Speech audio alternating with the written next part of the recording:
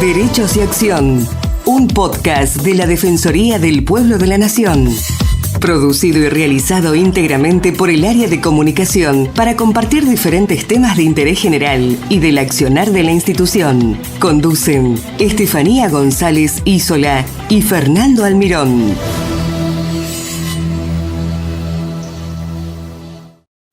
Investigadores del CONICET desarrollan un método simple y económico para eliminar el arsénico y nitratos del agua. Basada en el uso de carbón vegetal producido a partir de materia orgánica, esta técnica permite reducir en más de la mitad las concentraciones de estos contaminantes. Además de ofrecer una posible solución para comunidades con poco acceso al agua potable, brinda una alternativa para el descarte de sus productos de distintas actividades industriales. Para hablar sobre el tema, estamos en comunicación con Pablo Amal, investigador del CONICET y licenciado en Química de la Universidad Nacional de La Plata. Hola Pablo, ¿cómo estás? Gracias por estar con nosotros. El gusto es mío. Bueno Pablo, para comenzar, contanos qué es la biomasa vegetal y qué produce. La biomasa vegetal es, por ejemplo, lo que sobra cuando se prepara el aceite de semilla de girasol, ¿no es cierto? Se toma la semilla, se prensa y si bien se saca el aceite, el 50% de la masa de una semilla de girasol es cáscara, para tener una idea. Y eso sobra cuando se está haciendo. Y eso es un ejemplo de biomasa vegetal. O cuando se prepara la yerba mate para tomar, sobra palo, son demasiado grandes y tiene que haber hasta cierta cantidad en la yerba mate, y también sobra polvillo en la preparación de la yerba mate. Eso es otro ejemplo de biomasa vegetal que se genera en la industria agropecuaria. Pero no solamente se genera la biomasa en la industria, sino que también se genera la biomasa en las ciudades.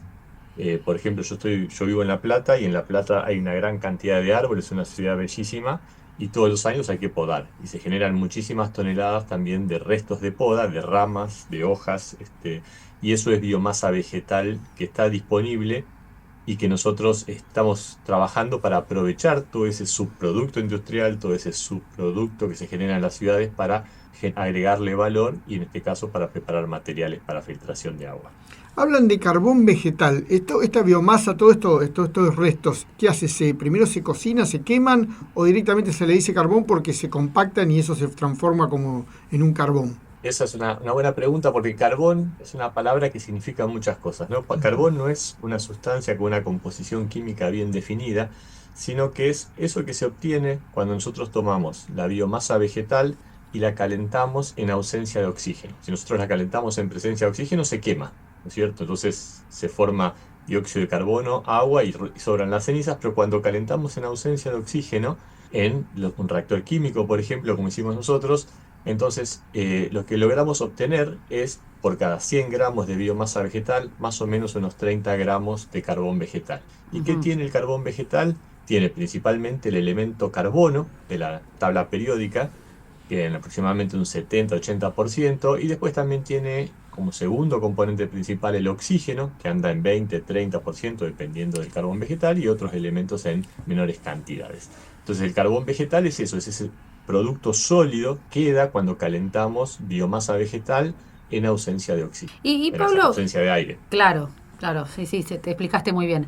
¿Y cuál es el nuevo método para la remoción de contaminantes? Bien, nosotros lo que hicimos fue aprovechar el conocimiento que tenemos, el conocimiento químico y el conocimiento como investigadores, para desarrollar un proceso, ¿no es cierto? Para decirlo en términos más sencillos, un proceso es una receta. Desarrollamos un proceso que permita convertir la biomasa vegetal en un carbón vegetal, pero de manera sencilla y barata. ¿Qué significa esto? Significa con una tecnología que sea accesible a comunidades pequeñas, aisladas y de bajos recursos, y que tampoco requiera una capacitación especial, que tampoco está disponible para comunidades pequeñas, aisladas y bajos recursos. Y además un proceso que utilice un equipamiento que sea fácilmente accesible y que también lo puedan mantener estas comunidades. Entonces, nuestro foco estaba principalmente puesto en esto, en desarrollar una tecnología sencilla que se pueda replicar. ¿Por qué hicimos esto? Porque técnicamente, esto es algo que quizás se habla poco, pero técnicamente la mayoría de los problemas en el mundo ya están resueltos de alguna manera. Pero el gran desafío que tenemos es resolver los problemas con los recursos que tenemos en un determinado lugar. Por ejemplo, hoy se podría purificar el agua con un equipo de ósmosis inversa, con una pequeña planta potabilizadora, pero en la práctica esas tecnologías no funcionan o no sirven para comunidades que no las pueden llevar adelante. No las pueden llevar adelante porque el costo de adquisición es muy alto, porque el costo de mantenimiento es muy alto, o porque necesitan gente capacitada que no está disponible ahí donde ponen estos equipos. Entonces nuestro foco estaba puesto en estas comunidades más pequeñas. ¿Y cómo sería la filtración? ¿Cómo sería el filtrado del agua para sacarle el carbono? Bien, acá hay dos cosas. Nosotros acá en el trabajo pusimos el foco en la preparación del carbón. Una vez que tenemos el carbón, ¿qué es lo que podemos hacer? Por ejemplo, podemos rellenar un tubo, ¿no es cierto?, o un recipiente con el carbón vegetal y hacer que el agua pase por gravedad a través de ese recipiente relleno con carbón. Entonces, básicamente un filtro, ¿qué es? Es un dispositivo en el cual yo en un volumen determinado lo lleno con carbón, permito que el agua pase, por ejemplo, por gravedad, y mientras el agua pase, el agua pasa por el tubo, lo que ocurre es que los contaminantes químicos se pegan a la superficie del carbón y quedan retenidos ahí. Entonces, a la salida del tubo, por ejemplo, relleno con carbón, el agua sale, pero los contaminantes deberían haber quedado pegados ahí en la superficie del carbón. Perfecto, Pablo. ¿Y qué arrojan estas pruebas que realizaron? Nosotros lo que hicimos fue dar una segunda vuelta de rosca a un trabajo que habíamos publicado en el año 21. Nosotros en el año 21 demostramos cómo era posible carbonizar, o sea, convertir la biomasa vegetal en carbón de una manera muy sencilla y barata, ¿no? Adecuada para estas comunidades que hablaba hace un ratito. Pero el carbón vegetal que nosotros producimos en general, o que se produce en general, tiene la capacidad de remover del agua los contaminantes que tienen una carga eléctrica positiva. Nosotros los químicos los llamamos cationes. Y por ejemplo, muchos metales pesados o algunos agroquímicos, ¿no es cierto?, tienen carga positiva y eso se pegan fácilmente en la superficie del carbón. Ahora bien, ¿qué nos quedaba pendiente en ese trabajo que publicamos en el año 21? Nos quedaba pendiente remover todos aquellos otros contaminantes que tienen carga negativa también, que están presentes en el agua. Por ejemplo, el fluoruro, por ejemplo, el nitrato, por ejemplo, los dos aniones principales que tiene el arsénico, ¿no es cierto?, arsenito y arseniato. Entonces nosotros lo que hicimos durante un par de años con Leonel Long, que es un estudiante de doctorado que trabajó bajo mi supervisión, es investigar cómo modificar la superficie del carbón con una receta, con un procedimiento sencillo y barato, para que deje de remover los contaminantes con carga positiva y también pueda remover contaminantes con carga negativa. Entonces, en este último trabajo que publicamos este año, en el 25, nosotros demostramos cómo un tratamiento con un ácido más una cocción en un horno permite modificar la superficie del carbón vegetal ya preparado, y este nuevo carbón vegetal está en condiciones ahora de remover también los contaminantes que tienen carga negativa, los aniones. Entonces nosotros podríamos imaginar que preparamos carbón de la manera tradicional, con eso removemos los contaminantes catiónicos y luego el agua la hacemos pasar por otro recipiente con el carbón que preparamos con la segunda receta, y ese remueve los contaminantes aniónicos. Y de esta manera el objetivo es remover tanto los contaminantes catiónicos como aniónicos del agua y asegurarnos de que la gente toma agua menos peligrosa. Por supuesto. ¿Y ya lo han implementado en algún momento, en algún lado? ¿Ya se está trabajando en este proceso de purificación del agua? Es decir, ¿hay alguna comunidad que esté haciendo la prueba o algo así?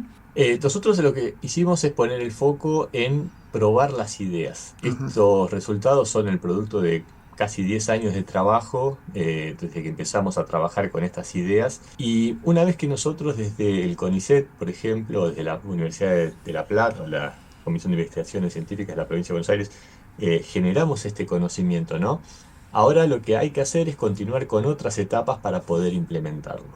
Y una de las cosas que se podría hacer, por ejemplo, es que pequeños emprendedores que tengan la problemática en algún lugar, en algún paraje, en alguna ciudad, en algún lugar, que estén interesados en desarrollar esta tecnología, tomen este conocimiento que ya está publicado, y si necesitan algún tipo de asesoramiento, nosotros también estamos disponibles, ¿no? O sea, hace falta más actores para poder llevar estas ideas, que fueron probadas científicamente que funcionan, a un dispositivo que se pueda instalar en una casa o en algún lugar.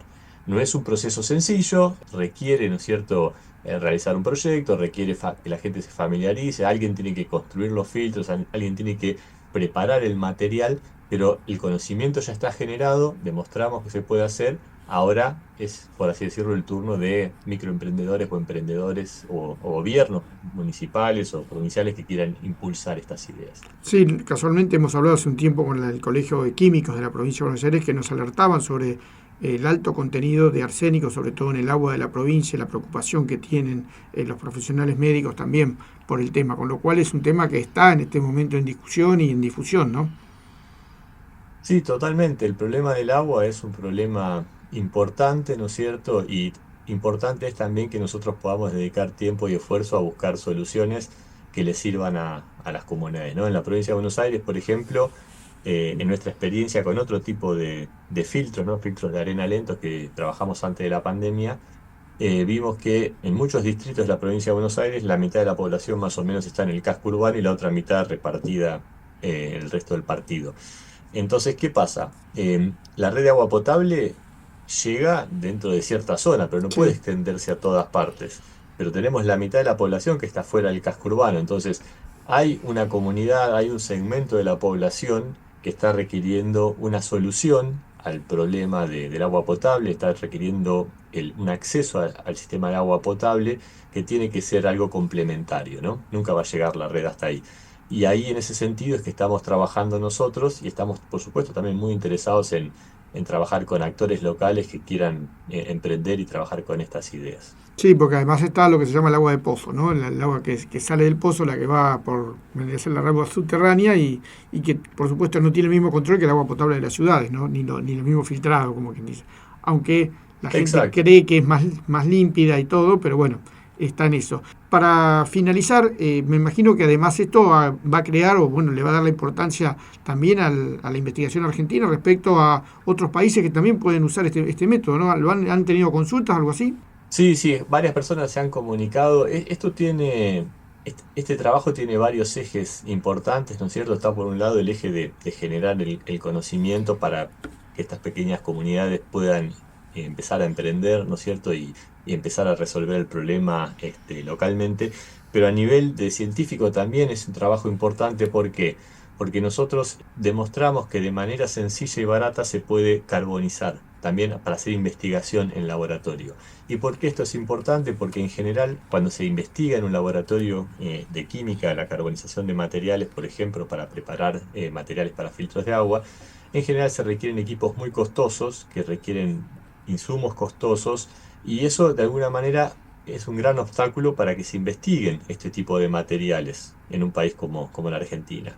Con nuestro trabajo, si la gente, ahora los investigadores quieren empezar a adoptar esta tecnología barata, ya la preparación del carbón no va a ser más un problema, no va a ser más una barrera. Entonces, este trabajo allana la investigación científica en Argentina y en un montón de otros países del mundo. ¿Por qué? Porque baja la inversión que es necesaria para poder empezar a trabajar con estos materiales. Y eso no es un tema menor, es muy importante. Y después, por otro lado, esto también es importante porque las industrias, por ejemplo, que generan los subproductos industriales, muchas veces tienen que sacarse de encima de esos materiales que preparan. Claro. O en la ciudad que tienen que hacer algo con los restos de poda, en vez de tirarlos en un basurero, podrían también aprovechar para convertirlo, agregarle valor y convertirlo en un material, por ejemplo, de filtración. Entonces acá hay como varios ejes, digamos, en los que se puede trabajar a largo plazo, y una vez que se demostró que la idea es científicamente sólida, de que se puede llevar adelante, bueno, ahí es donde pueden venir otros actores y generar un círculo virtuoso, ¿no es cierto?, para tratar de impulsar tecnologías, digamos, que sean beneficiosas para la gente a largo plazo. ¿Cómo sigue la investigación? ¿Tienen algún plan más para seguir? ¿Están investigando ya en otro sentido? ¿Cómo sigue el trabajo? Bueno, nosotros con este trabajo ya demostramos que es posible la remoción de los contaminantes catiónicos y aniónicos del agua con el carbón vegetal. Ahora, a futuro, con esta línea de trabajo, vamos a intentar trabajar en proyectos concretos y aplicados para poder probar esta tecnología en campo, ¿no es cierto?, en situaciones concretas donde se pueda trabajar. Y por supuesto también queda en paralelo la remoción de otro gran grupo de contaminantes que son los microbiológicos, ¿no?, parásitos, virus y bacterias, pero en eso ya veníamos trabajando con los filtros de arena lentos, así que en algún momento esto va a converger para que podamos proveer agua de manera sencilla y barata para estas comunidades. Bueno, Pablo, te agradecemos mucho la participación y te mandamos un saludo grande. El gusto es mío, muchas gracias. Hasta luego. Muchas gracias por escucharnos. Los esperamos en una nueva emisión de Derechos y Acción.